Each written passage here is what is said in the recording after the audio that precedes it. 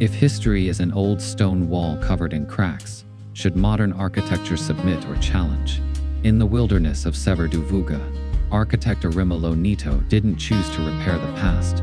Instead, he built a corner to the future upon the old civilization. The old farmhouse, built in 1776, its rough slate has borne centuries of trials.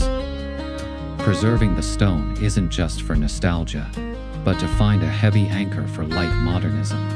Through minimalist techniques, the architect creates a striking binary opposition. The white cantilevered box and traditional stone wall create intense visual tension. Deep balconies reduce the volume's sense of oppression. On one side, the heavy handcrafted past rooted in the land. On the other, the light, industrial future embracing light.